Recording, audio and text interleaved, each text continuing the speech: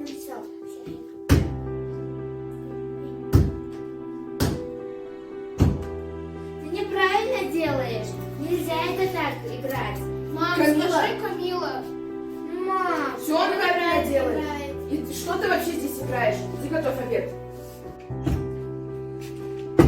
Я дома. Я пришел. Папа пришел. Ой, дорогой, ты уже пришел? А где Камила? Пап, я здесь, посуду мою. Привет. Так, Камила у нас уже большая, она повзрослела. Помыла всю посуду.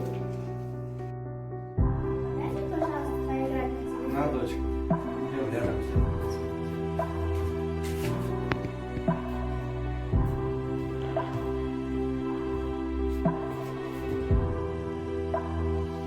Ладно, я погуляю.